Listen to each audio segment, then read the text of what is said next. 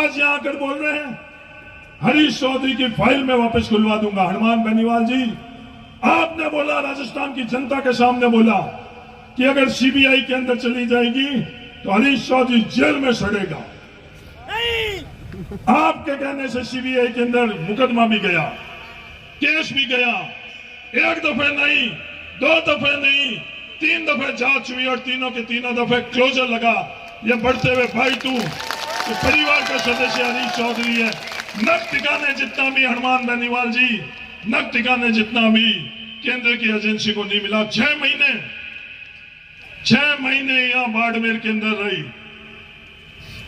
5 साल के अंदर 300 तफ्ती से आपने पीएचक्यू से, पुलिस हेडक्वार्टर से ठग बंधन कर और वहां आप खुलवाने में अपनी ताकत और समय लगाया।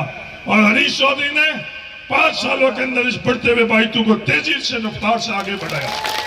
कौन सी चीज सही थी और कौन सी गलत थी? जब हम लोग कोरोना से लड़ रहे थे, शामड़ा के अंदर आप आरोप लगा रहे थे कि हरीश चौधरी जमीन दबाना है, लोगों से जमीन दबाना चाहता है। आज आपने बाइतू के बीच में आकर ये नहीं बोला कि उस दिन मैंने झूठ बोला। उस जमीन के ऊपर 35 बेड का अस्पताल बन रहा है। उस जमीन के ऊपर अंग्रेजी माध्यम स्कूल 10 करोड़ से बना। सिर्फ झूठ। कैसे जाट और राजपूतों का लड़ाई, कैसे प्रजापत और हरीश के बीच में खाया, कैसे मुसलमान और हरीश के बीच में खाया, कैसे मेघवाल और गैर मेघवाल के बीच में खाया। 2 अप्रैल 2018 को जब हिंदुस्तान सड़कों पर उतरा, भारतीय जनता पार्टी के लोगों ने मुकदमे किए, लाठीचार्ज की, कई लोग शहीद हुए। एक बार भी उनके लिए आपने संघर्ष किया नहीं। और इन 5 साल में बाइतू के लोगों की ताकत से वो तमाम मुकदमे विड्रॉ करा।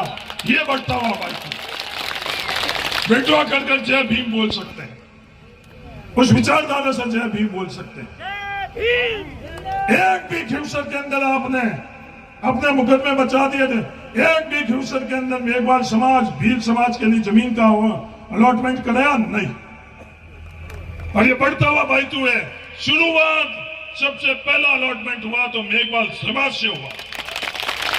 जाट और राजपूत भाई के तरह रहे, भील समाज को भी पीछे नहीं रखा, दाढ़ी समाज को भी पीछे नहीं रखा, हिंदू और मुसलमान भाइयों के तरह रहे।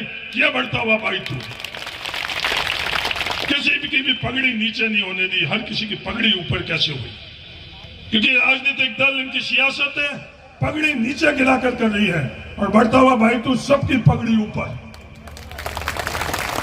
जसवंत सिंह जी के साथ इन्होंने क्या किया? भारतीय जनता पार्टी वालों ने क्या ये हम लोगों को मालानी के अंदर इसकी इजाजत देनी चाहिए? आज गंगाराम जी की पोती के साथ क्या किया इन्होंने? उनका अधिकार है टिकट दे या नहीं दे, उनका अधिकार है।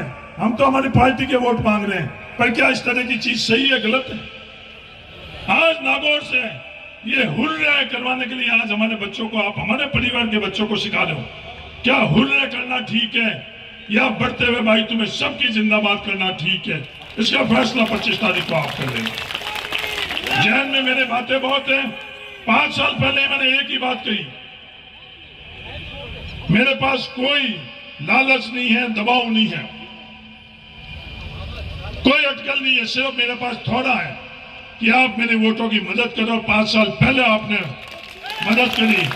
आज भी मेरे पास कुछ अटकल नहीं है। आज भी मेरा ये निवेदन है, मेरे तरफ से थोड़ा 36 कौम को थोड़ा कि मेरी मदद 25 तारीख को आप लोग करें। ये गलत बात मैं लोगों के बीच में नहीं करता हूं कि मैं मुख्यमंत्री बन जाऊंगा। जब 100 एमएलए ही नहीं खड़े किए, 101 एमएलए में मुख्यमंत्री बन रहे हैं और लोगों के बीच में कहता मैं मुख्यमंत्री बन जाऊंगा तो एसपी को थानेदार बना दूंगा, थानेदार को कांस्टेबल बना दूंगा।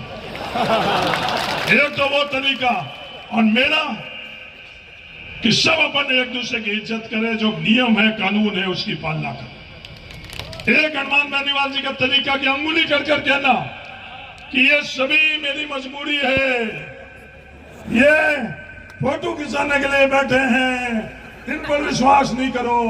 और एक बाइतू का तरीका, मेरे से ज्यादा अपने आप पर विश्वास करो, मेरे से ज्यादा इन पर विश्वास करो। ये मेरी मजबूरी नहीं है, ये मेरी मजबूरी नहीं है, ये मेरी मजबूती है। चन्नी जी, दीपेंद्र जी, ये मेरी मजबूरी नहीं है, ये सब मेरी मजबूती है। ये बढ़ता हुआ भाई तू है। 25 तारीख को आप फैसला करना कि अपने को किस दिशा के ऊपर आगे बढ़ना है। संघर्ष करेंगे जब आवश्यकता पड़ेगी, तर्क के आधार पर, नियम के आधार पर, सियासती माइलेज लेने के लिए नहीं, वोट बढ़ाने के लिए नहीं।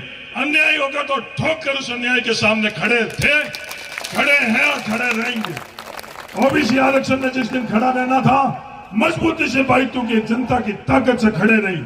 नियम बदलाए, नियम बदलाकर आज 17,500 जो शिक्षक है उनमें सबकी भागीदारी और हिस्सेदारी, ये बढ़ता हुआ बाइटू है।